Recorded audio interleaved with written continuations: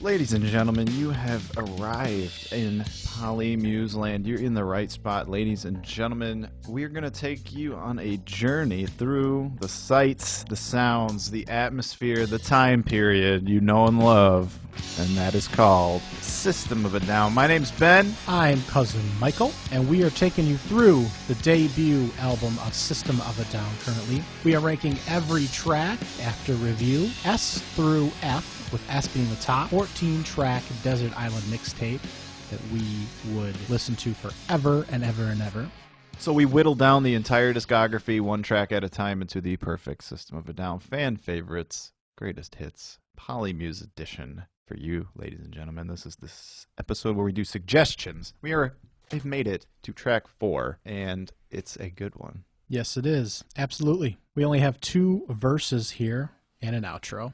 So not a traditional format, technically no chorus on here at all. This is one of the songs that was in the group of songs that we had downloaded. Definitely this one was. We knew this one as kids, grew up with this one. The song is wild. Yes. Wild song. The vocal performances, wild. The imagery, pretty wild as well.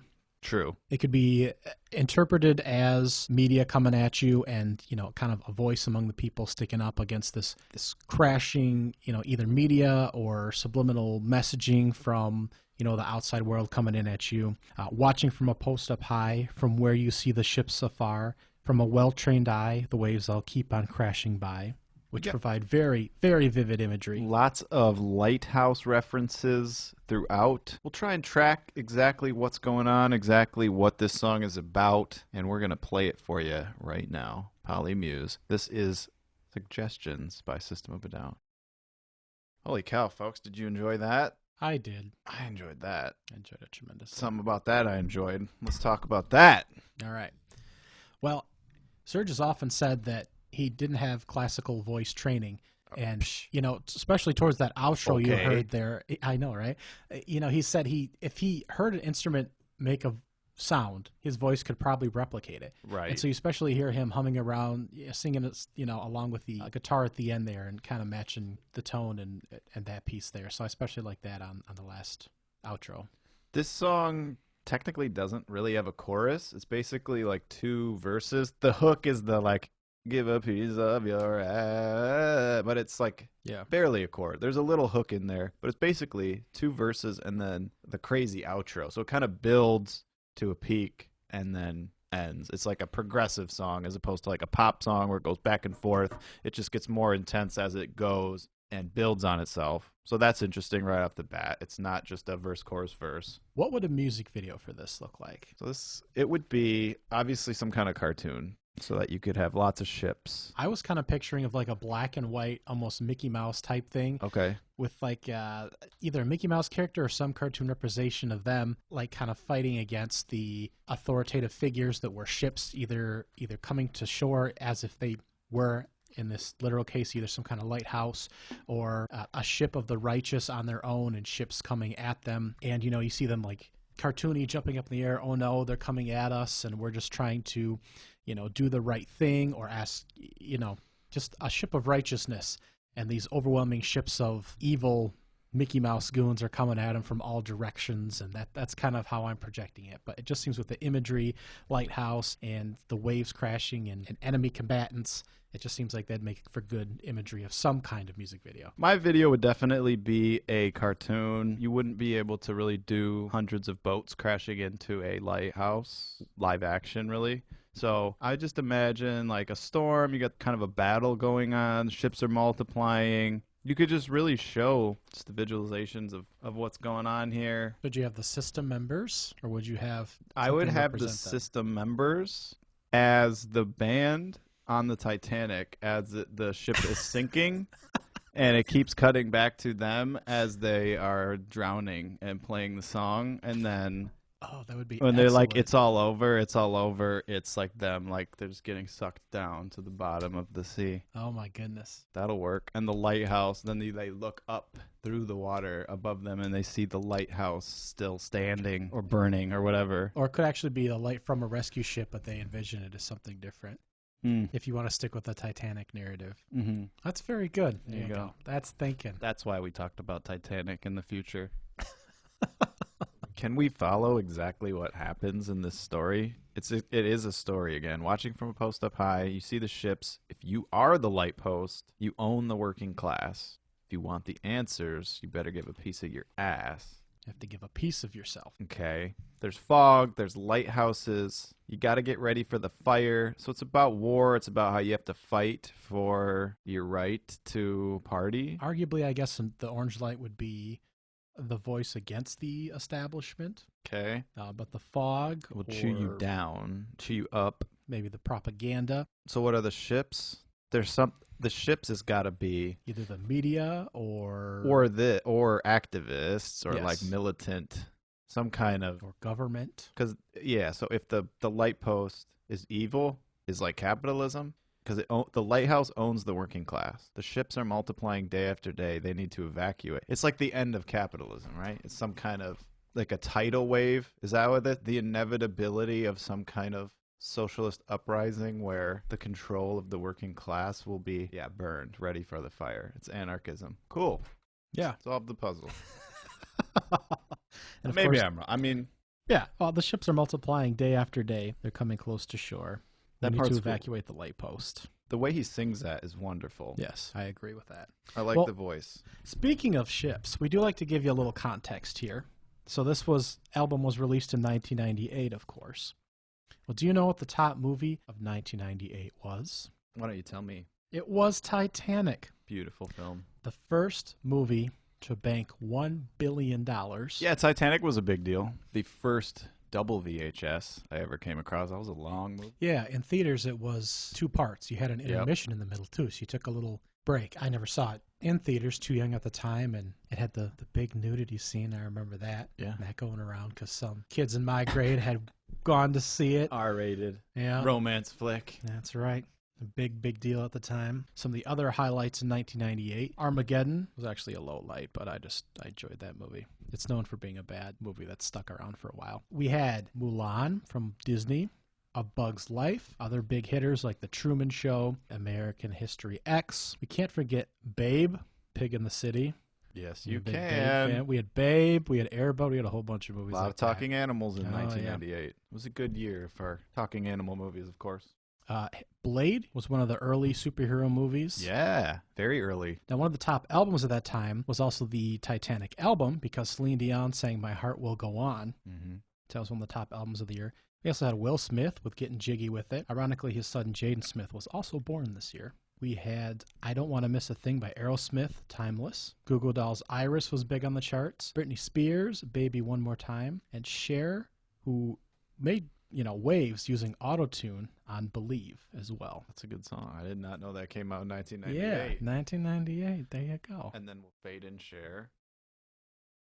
Yep. But that is not what we were listening to in 1980. We were listening to Suggestions. And my Suggestions, and a little Believe too, I think. But Believe was in there. This is such a great song, though, dude. The instrumentation, the drummer kills it every single time. I really like the way it progresses, the way it gets intense, and the way it just ends at the end. This music seems like it would have been definitely edgy at the time. Like, it's still edgy now, a lot of this stuff, especially this first album here, where you got the political stuff, it's hard to make something that can sound edgy so much later, but when we're talking about some, like Titanic, like coming out on a VHS, all this stuff sounds like such a more simpler time, but they're already onto all kinds of just, some would say radical, some would say enlightened, all kinds of different topics and subjects. I also keep thinking this is a time of boy bands and girl bands, which is kind of crazy to think about. We have them now, but again, yes. But this was still such a crazy time. NSYNC was just coming out. Spice Girls was actually just starting to decline. I think a member, Ginger Spice, left this year, and they're actually starting to decline. Oops, I Did It Again came out this year. There you go. And Britney Spears is, starting to make headlines again for non-musical reasons, but we may see her again in the later iteration here. So yeah, this was very much not any of that type of music. Right. Very alternative, even for metal music. Right. they've said in interviews, Serge specifically on the Broken Record podcast, which is Rick Rubin's podcast, had said that opening for Slayer, which is something they did early on, and having fans throw stuff at them and not be a big fan was actually very much a crash course for them, moving forward, and not having a lot of folks that enjoyed them, at least openly on the road, really built up callous, so to say, on their musical performance and how they went forward. Mm-hmm. They had to learn to be entertaining and learn to work the room and not give a crap about, they bring the party. They control the atmosphere, the energy. That's cool that they got to work out the live performance aspect that way. Yep, exactly. This song, Suggestions, the one we're doing today, is definitely that alternative vibe. Like, you start with acoustic guitar, which you don't hear. There's a few instances on this album, but not the typical that you'd hear throughout the rest of their discography. And you've got the multiple breakdowns of the bridge, where you've got the first riff, the second riff, then goes into just the insane vocal breakdown where he's playing like different characters, talking in and out of different voices, whispering, screaming. It's just so iconic. To me, like, that was a big part. Like, this song, I remember listening to it growing up. That outro with just those hilarious, the ships are multiplying day after day, always sticks out. Like a song I remember, like, loved just how nuts it was. Not a scary one like some of their other ones, but more of just this is awesome. Just like partying, just goofball music. And I know it's about like the fall of capitalism or something, but it's also one of their more tame records, certainly on this album. But yeah, what did you grade Suggestions? Suggestions, I graded an S. Did you really? I had to do it. I considered not doing it, but the way I kind of did it is like anything that I had such that nostalgia for, where I really remembered sitting and listening to a specific song and enjoying it, and like the meme aspect of this song, just the concept, the imagery, that outro. This is one that sticks out to me and one that I would go back to. It kind of sums up a lot of, it's just so tightly written, like Sugar, but it's even shorter. It's even more like in your face of like different, just hitting you with different riffs in like a certain progressive pattern like that. I just love that outro. Like, I always will remember that and think back to it. So I considered leaving it off the tape, but as I went along and compiled the 14, I realized that this one meant a lot to me, and it's on the mixtape. Okay. S-tier song for System. I gave it an A. Okay. It didn't quite make it wasn't in consideration for an S, really. Okay. But I give it a solid A. I like it. I like the imagery. Is some interpretation, but it's more on point than a lot of their tracks, which can be way out of left field sometimes. Yeah. You're like, I don't know what the hell's going on here. Solid A. So S tier for you. Suggestions, your second S of the album. Second one. Yeah, so we're at 2 apiece right now. Got a lot towards the beginning of this first album is so great. They had it sounds like a while to kind of work on it, opening for these bands, playing in these clubs, doing stuff like that. They always say that, there's bands where their first album is their best album, where it's like they've hardened and done their time on the road and all that, and they've written the songs over a whole period of time.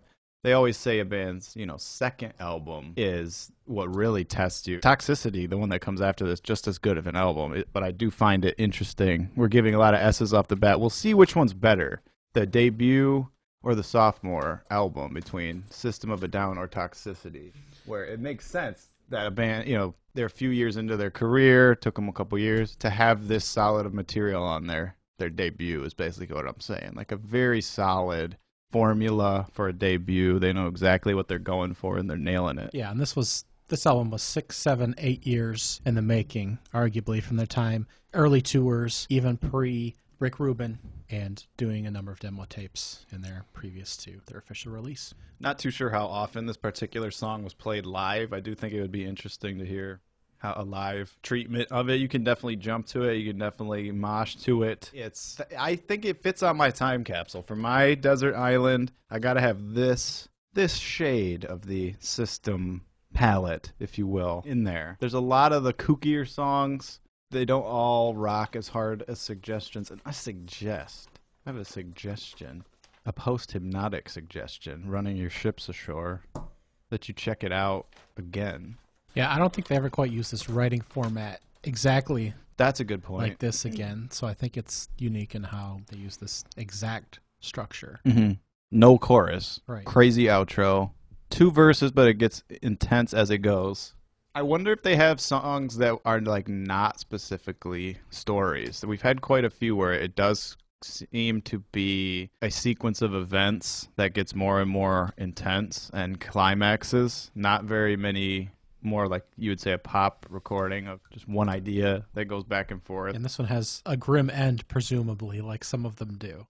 So we do have that impending doom progressing through the story it's telling. This has been the Polymuse Podcast. It's the podcast where we break down our favorite artists that we know and love, and we thank you so very much for tuning in. We're going to keep hitting you with these episodes, content drops, twice a week, getting you into your ears the different music that we have reviewed that we consider amazing and classic. Some of it, we'll see. We'll see if there's amazing classic, but that's how we go on the Polymuse. We give you the review and we let you know. If you like social media, we have that. If you think that's cool or something you feel like using your time or energy or to do, please reach out. We would appreciate it. Let us know your favorite System of a Down. What is your System of a Down list of 14 songs that you would put on your Desert Island Mix list? You can let us.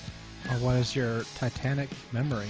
What's your favorite Titanic memory? Was it the sketch scene? Mm-hmm. It was a sketch scene, yeah. All right. Unforgettable sketch scene on System of a Down podcast. Titanic, the monthly Titanic podcast brought to you by Polymuse Incorporated.